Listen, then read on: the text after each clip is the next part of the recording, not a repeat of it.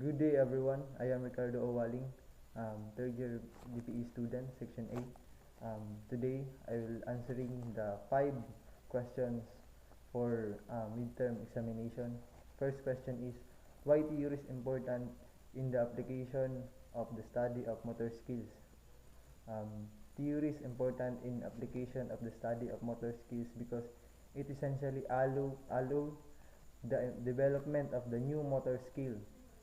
It frequently entails improving the smoothness and accuracy of movements, which is required for developing controlled movements and calibrating simple movements, such as reflexes, motor learning necessities, practice, feedback, and knowledge of outcomes. So, when we will perform it actually in sport that we're choosing, we must know the rules and regulations in order for us to set the limit of our movements, and it's necessary for us also to know the people behind and invented these certain sports and games. Because of these theories, mas nawawide at nalalabas natin ang thoughts natin, and it helps us to perform the movement appropriately and avoid any injuries. Question number 2. Explain how far you understand information processing model. For me, it is a process of applying the knowledge that you gathered when executing the movements properly. It also involves decision making and balance. Proper balance in our body also important when doing movements. It may help us to perform the movements appropriately. Halimbawa, sa field sa gymnastic, if we do tumblings and without this process, maaring magkakaroon ng inappropriate land or mas prone sa injuries. So now, we'll proceed to question number 3. Give one example of a closed loop system of information processing in relation to its definition. Assess the relative strength and weaknesses of a closed loop system to your given example.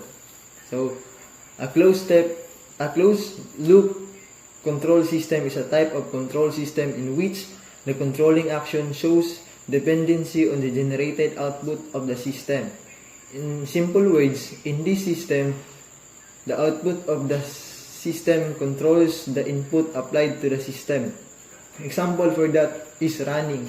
So why running? Running kasi the movement is continuous. If you get tired, you can adjust your movement or your speed into slow, but you are still executing and your movement is continuous. And also it involves decision making. Ito yung nagmo-move ka, and aside nagpa-function yung utak mo kung paano mo i-handle yung i-handle mo yung movements mo forward. And if we talk about strength and weaknesses, the strength is ito yung kahit pagod ka na but nagpa-function pa din yung utak mo to go forward, and nagagawa pa rin niyang i-adjust yung speed mo into low to last para mag-last yung movement mo kung saan ka patungo or yung limit ng run mo. Then the weaknesses niya is tinetest niya yung power, stamina, at yung resistensya ng katawan mo. So now we'll proceed to question number 4. Give one example of an open loop system of informing processing in relation to its definition. Assess the relative strengths and weaknesses of an open loop system to your given example. For me, in general, open loop control in motion system means that there is no position feedback of a certain movements. Ito yung mag-perform ka ng movement without planning. Just perform it in a right way. Unlike sa closed loop, na pwede kang mag-adjust na kahit nagmo-move ka, pwede mong i-change yung movement mo and perform without stopping. Example, back handspring. When you perform the wall back handspring, hindi ka pwedeng mag-adjust ng movement mo. So, kailangan you are prepare to do the skills. So, yun. So now we'll proceed to the next and last number, question number 5. Explain how far you understand movement constraint in dynamical system theory. As much as possible, please give example.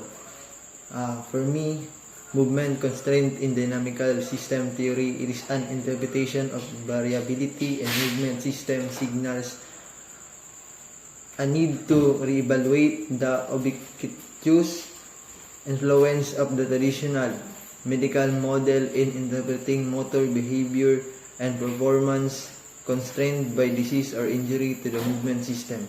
So, itong movement na to po is from your brain. So, magde-deliver siya ng signal. So, ang example ko po dito is the counterpunch. So, sa boxing, may counterpunch. So, before your shoulder moves forward, so,